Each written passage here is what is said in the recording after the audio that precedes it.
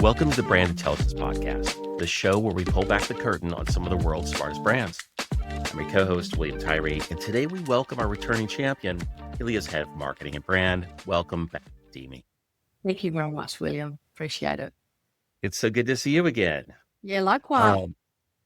Last time we met, I asked you what your keynote walkout song would be.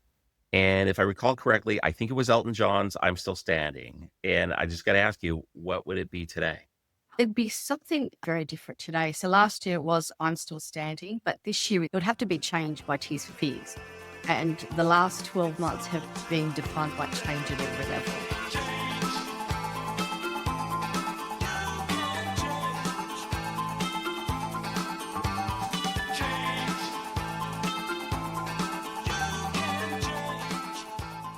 I've also had a second granddaughter born, so little Sienna was born, which is great. But in the political front here in Australia, we've had a lot of changes to what we're going to talk about today, which is the Home Guarantee Scheme. And that has actually impacted LMI and how we've also had to pivot and change around our campaigns. Lots to talk about. So if I can just talk about a little bit about what LMI is. LMI is obviously an insurance that protects the lender in case home buyers are unpaid their home loan. So when they're deemed what we call a high risk, and so therefore the lender feels much more comfortable when there's this insurance to protect them. But what's happened in the scheme and why change is something we're going to be talking a lot about today is in May we had a federal election and the government announced extensions or expansions to the Home Guarantee Scheme that's actually impacting how LMI is delivered around the corner. So it's actually starting on the 1st of October this year. So the scheme has been in place for 4 years, and really it was pitched for first home buyers to get into the home property market, but it had some limitations and criteria. Now, those criteria limitations have in some cases, and in most cases, been completely removed. The notable changes that we've seen is one, the government is actually now going to act as an insurer. So first buyers can get into the market with that 5% deposit without the requirement of LMI, where we would actually be the insurer. The government's going to insure that for first home buyers. What they've also done, William, which is interesting, is they've introduced no income limits. So previously under the scheme, whether you were an individual or a joint couple, there were income caps. So don't quote me, but certainly around the individuals, it was capped at 125,000 and joint or couples was at 200,000. Those have been removed. There's a couple of other pieces there just to set the scene for us. There's also no restrictions where you can buy. Previously, there was some outlying, so more what we'd call like a regional or rural areas that were restricted, no restrictions. And there's also no place limits. So it was limited previously under the previous scheme. It was when they first announced it was 35,000 spots, and it was actually increased to 50,000 spots. They've been now removed. And the biggest thing for us, which is going to impact and how we've also had to pivot in our campaign that we're going to talk about, is also the house property price caps. So in Sydney, for example, previously the price cap was around about the 900,000, which really meant that first home buyers would really be only looking at apartments or units or condominiums, as you call them in the States.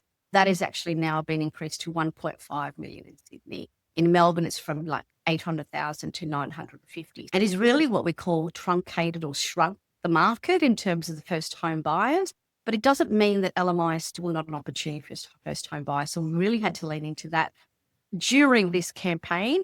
And then we can also talk about how we've had to really pivot and literally flip the campaign on its head from when we started to LMI Lets Me In to what we're probably going to talk about a little bit around LMI Lets Me Invest. But that's been the playing field in the last 12 months. And we've had this happened mid-campaign. We actually launched our campaign and we've had to pivot like 180 in about 2 weeks. Man, that is so difficult when you have to react to really big dynamic market shifts like that. It sounds like it's affected your addressable market directly. And then also just have to ask, what's the general public's reaction to this? It's interesting because there's probably two very different schools of thought. There's the consumers that are going, fantastic. this actually potentially means that I can actually get into the market now without paying this LMI. I don't have the restrictions of either the property price cap, so I'm not limited to maybe an apartment. I can potentially think about a house. Now, remember the servicing, you still need to service the loan. So you still need to be able to meet the lender's criteria to be actually repay the loan. But what it does is for home buyers, it's giving them an opportunity to say, I potentially can get into the market now and I could probably buy something better. What brokers are saying is, and what the market is modeling, it probably will increase property prices. So it's the whole piece around supply and demand. Originally, the government had announced that they would actually introduce this 1 July 2026. A couple of months ago, again, they just went, you know what, we're going to go ready, we're going to go hard, and we're going to go 1st October. Wow. And there's a lot of press and certainly some modelling forecasting saying that it will increase demand, that will make property prices skyrocket. So therefore, the problem still remains. So difficult to even know what to do if you're a buyer, like in those considerations too. But also, like in your position, man, how did that affect? I guess you talked about how these things were pushed through midstream. How did that affect your decision making process in terms of having to come up with a bold new direction and then having to circulate that and do consensus building across the organization? Yeah, I think we were a little bit lucky in our free thinking about the campaign. We'll talk Uh-huh. a bit about that. But when it happened, and we were month two, we were mid month two in terms Uh-huh. of media schedule, everything laid out, and bang, it happened on that weekend in May. We had always thought about this campaign as a 2-year campaign.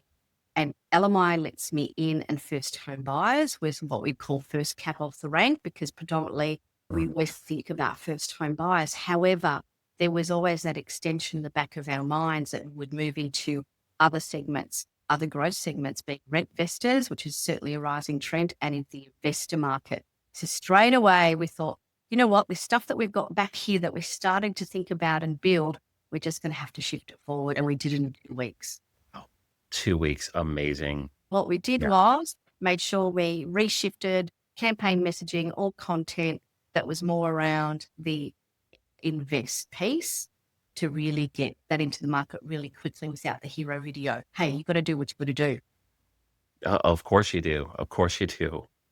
Now, you made a decision to feature mortgage brokers, in fact, like real mortgage brokers, right, as campaign hero. Can you talk a little bit about that and how that messaging landed? Yeah. So for us, it was clear that brokers are the heroes here in the story. As we Right. know, they represent over 76 now percent of loan origination happens by brokers. So they are crucial at the coalface of those conversations around LMI. And so the thought was we need to bring those stories to life. And rather than having other talent do it, who's best to do it? The heroes, bringing real Yeah. brokers, telling their authentic stories, which is a very powerful thing, and having real clients. So that was the premise of the campaign. And also what it created was, for me, I wanted a little bit of FOMO. I wanted brokers to see other like-minded, professional, successful brokers, and they could go, you know what, that's relatable. It's me. Why aren't I talking about LMI? Why is this, how are these brokers positioning LMI in such a positive strategic pathway? How can I get into that? So that was part of the thinking. So it wasn't Helia going, hey, here we are telling you all the value and benefits. It was the brokers telling their real life authentic stories. And we think that's much powerful and creates a really deep cut through. Yeah, absolutely. It's amazing how even if you hire incredible actors, people know. People really know what's authentic and real out there, and I kinda love that we're in an era where more companies like you are doing that. And you've got to think about AI is now making it so much more. We're looking at things and going, is it AI? So we're much more attuned in that. So I think there's this real uh, powerful story when you create things with authentic, real people, and people just get it. Oh, yeah. No, they completely do. And that's kind of the way of the world. You look at the music industry right now, and yeah, a lot of the completely AI generated stuff isn't really doing anything yet. People are gravitating toward people with guitars again.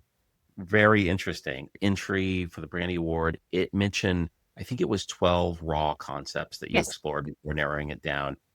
What was that process and what made the one that you chose the clear winner? Yeah, it was actually the process was quite a long process, and I think we needed to do that. So what we did before we went into what we call the raw concepts is we found around about 15 brokers, some of them friendlies, but a lot of them what are called black hats. So I Mhm, wanted to talk to all those brokers that always would come to all our events and say to me, this LMI, it's too expensive. I avoided all costs. They're the ones that we want to obviously change the hearts and minds. So they were the conversations we had. So we had very lengthy conversations with those brokers to really unpack why the resistance to LMI and what could potentially change that full process for them. So that was our first sort of piece around research. We took all those findings and worked through what we call brand territories. And there were a number mhm, of key brand territories, around about 5 or 6. Out of that, then we did a whole what we call some tissue sessions. And it was like, let's throw in all the different creative ideas, as wild as wacky as they could be, or as mhm. conservatives as they could be. And then we took those 12 concepts to research. And so we drew up some raw concepts. The top four came out of that. So what we tested for were a number of things. Does it actually communicate the benefits of LMI? The biggest one for us was, would it change their feeling to recommend? For us, it was actually moving people, if you think about it, from like that sort of awareness, engagement to advocacy. So when they were looking at all those raw assets, what would actually make them recommend LMI? And out of that, the LMI Lets Me In was the highest rating. And I think the play on that is one, a really good linguistic play on it.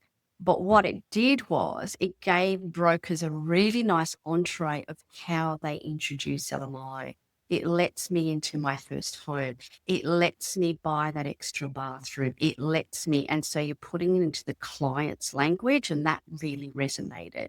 There were some other ones, and we actually also lent to the one I do want to talk about a little bit is that we also leaned into through the black hats and having all those hard stories. We also went into and lent into the do we debunk the myth around LMI as a last resort. LMI is Mhm. called the last resort. So one of those concepts was not bad for a last resort. And some of the things we had in this swimming pool, all that sort of stuff, it did not resonate with brokers. Okay. Interesting. I like that. Sorry, it didn't resonate, but that's really interesting though. I love the process that you're talking through, this idea of changing hearts and minds, creating advocates and things like that. One of the things that you mentioned there is brain territories. Can you like dive into that just a little deeper and how you think about that? Yeah, so the brand territories that we worked through in that process, one there was from memory, now you're testing my memory, is testimonials. So one of the pieces we Mm, looked at is broker testimonials. So one of the concepts came out of that was LMI legends. So putting that broker, if you think about the broker hero we talked about, and calling them be an LMI legend. Did it resonate? We took that one actually also to full research testing, and it was probably, I think, rated 4, top 4. We also looked at other brand territories around how we grow mortgage brokers business. It was all about growth territory, mm, changing perspectives. And that's where the LMI Lets Me In, or there was another one called Anything's Possible, which sort of was a little bit broader for us that could actually capture what we call the whole financial services spectrum. And then there was one that was around about get with the times. If you are a broker of today, LMI needs to be as part of your armory and kit bag. But the ones that sat really well with us was really around the business growth. And that's one that really resonated. LMI sat in with the hero broker story. wow. Overall, and I love the double entendre with LMI. That's really good. It reminds me a little bit going back like at least a few decades, the Let's Do It from or Just Do It from Nike. Yes. Only this is very geared specifically at much more targeted audience, and it seems much more actionable, and I like all the plays around it as well.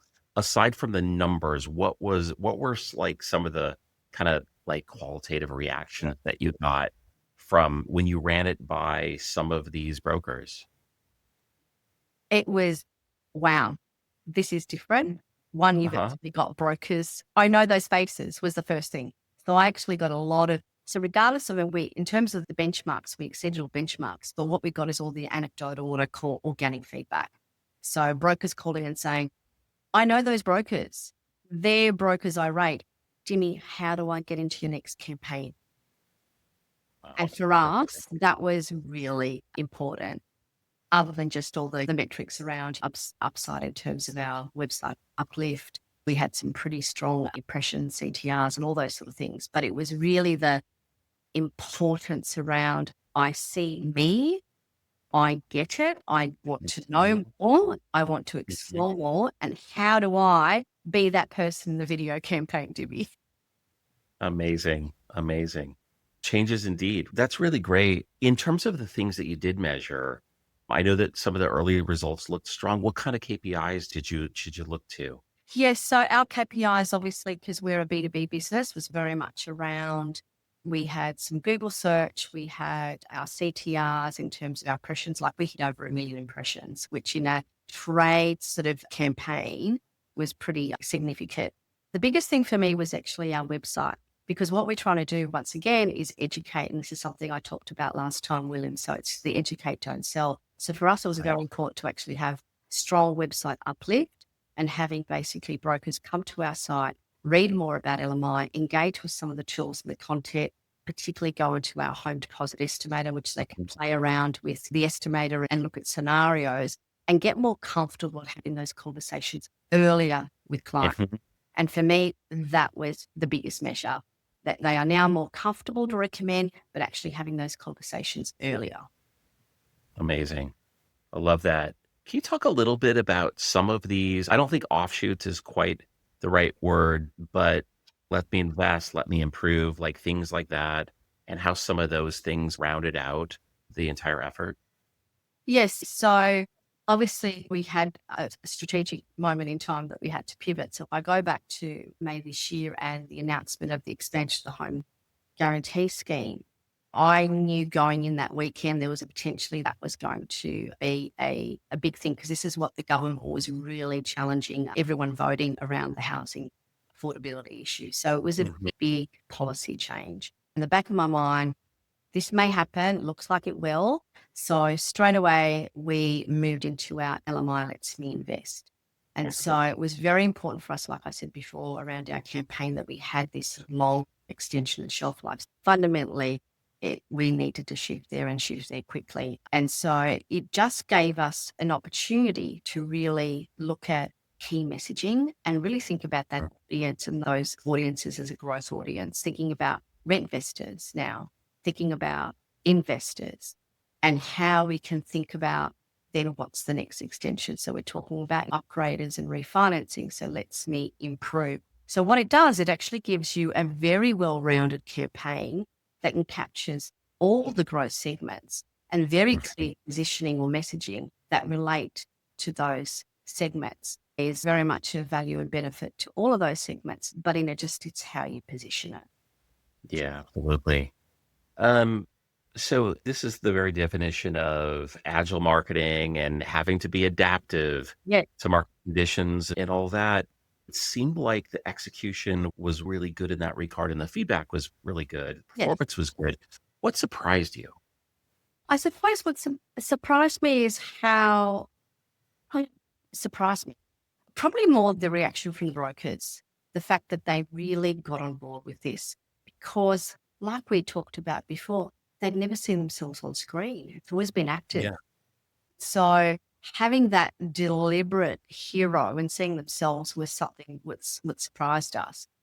First, the other thing in terms of the campaign was some of the fact that we also had an internal launch. So this is something different that we really wanted Mhm. momentum internally. So the fact that everyone on board in the organization got really behind the campaign, our internal launch included a whole range of banners and screensavers. We had decals when you came into the office. There was We had a video launch. I did a whole bunch of presentations. The fact that they could enter the competition they felt that this wasn't just marketing going out to brokers and potentially also to Hmm. because we did consumer marketing too.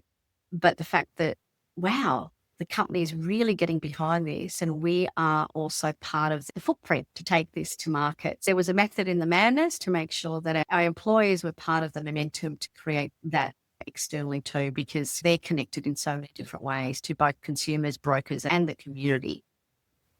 I'm not surprised at all that you were able to get everybody on board with this because I think whether you sell insurance or software or anything else, pretty much, depending on where you are in the market and the maturity of the products being offered and services being offered, there's always these moments that is probably the majority of the time, sadly, where everybody sounds the same.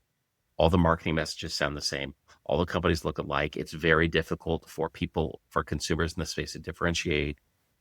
But I think what you've done, seizing on this opportunity, actually, I was like a challenge that has turned into an opportunity for you.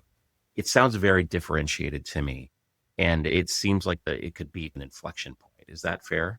I think so. And I think there's lots of things that you can do with, I think, the campaign. I think it's got a bit of a shelf life of more than 2 years. So it's how do we actually continue to enhance it, pivot in different ways.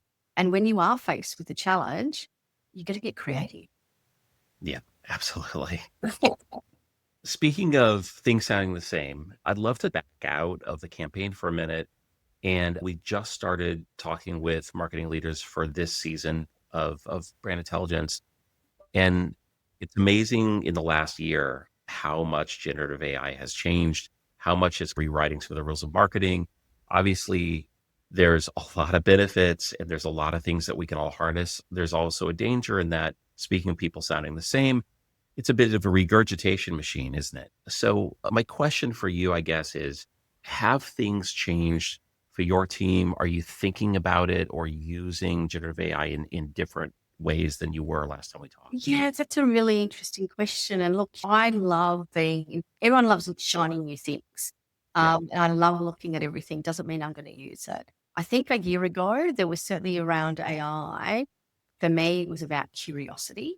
Now we are moving to really exploring how it can work and Mhm. more around how AI can help us improve. But I think for me, the key is balance.